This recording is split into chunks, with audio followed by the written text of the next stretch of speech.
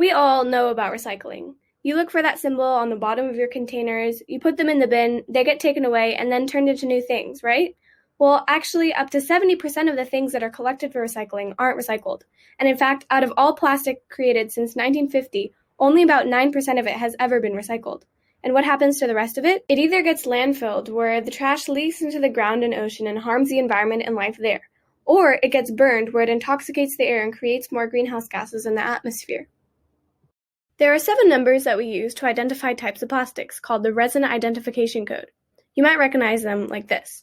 That's because they're generally combined with the chasing arrow symbol, which was originally used to signify the recyclability of paper or cardboard. Confusingly, they're combined. Why is this a problem? Some aren't actually recyclable and just cause more work and energy for recycling companies. This confusion of symbols can cause people to do what we call wish cycling. This is a concept in which someone doesn't know whether or not something should be recycled, so in hopes that it should be, they put it in the recycling even when it shouldn't be there. What are these plastics anyways? Let's go through the 7 main types. Number 1.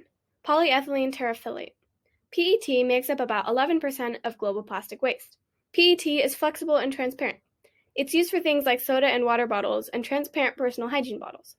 PET is easy to recycle and should go in the recycling. Number 2. High-density polyethylene. HDPE makes up about 14% of global plastic waste. It is opaque and sturdy. HDPE is used for things like detergent, juice, syrup, and conditioner bottles, milk jugs, and thicker plastic bags, though plastic bags should not be recycled. HDPE is also very recyclable and should go in the recycling. Number 3. Polyvinyl chloride. PVC makes up about 5% of global plastic waste.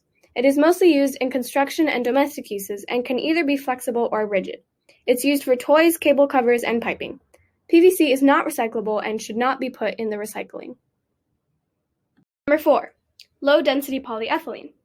LDPE makes up about 20% of global plastic waste. Because it is light and flexible, LDPE is mostly used in packaging for many everyday items, trash bags, resealable snack bags, and squeeze bottles. LDPE is recyclable, although it's hard to because it's so light it can blow away or clog recycling machines. Sometimes there are collection centers or boxes in stores that only recycle LDPE, so in that case it is okay to recycle, but otherwise do not put this type in the recycling. Number 5. Polypropylene. Polypropylene makes up about 19% of global plastic waste. It can be flexible or sturdy depending on the density. It's used for many things, mainly food-related, such as takeout containers, tofu and yogurt containers, Tupperware, some deodorant containers, plastic bottle caps, and pill bottles. It is relatively easy to recycle, however some cities' curbside pickup programs do not collect polypropylene, so it's best to check your city's recycling guidelines before you put it in the bin. Number 6. Polystyrene or styrofoam. Polystyrene makes up about 6% of global plastic waste. It has 2 names because it takes 2 forms, polystyrene and expanded polystyrene, more commonly known as styrofoam. To make certain products, there is a process in which the plastic is puffed up using steam to become styrofoam. Polystyrene is usually seen on the lids of takeout coffee cups, plastic plates and utensils, and CD cases. Styrofoam is used for packing peanuts and takeout containers and cups. Polystyrene and styrofoam are very difficult to recycle, and only very specific recyclers recycle it. Polystyrene should not be put in the recycling bin. And lastly, number 7, other. This last number refers to all other types of plastic and makes up the remaining 24% or so of our global plastic waste. This can be anything from toys to umbrellas. Generally, they're mixed plastics, which means that it's not just one type of plastic, or if it's mixed with another product. Often they're mixed with paper or aluminum. Some examples of mixed plastics are takeout coffee cups, candy wrappers, and toys. Number 7 is not recyclable and should not be put in the recycling.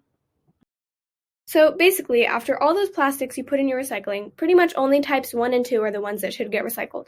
So what can you do to help? For the most part, try to reduce your plastic consumption. Bring reusable bags when you go shopping. Use a reusable water bottle. When you buy groceries, if you have options, choose the more recyclable packaging. Glass is always better if it's an option. To go even further with packaging, bring your own containers to grocery stores with bulk foods. Instead of buying prepackaged produce, buy loose fruits and vegetables. Tell people what you know. The more people that know about it, the more likely things will change. Vote. Make sure to vote yes to all the good changes. Don't be afraid to take action. If you have the ability, consider proposing changes to your community. And lastly, please share this video. Thank you.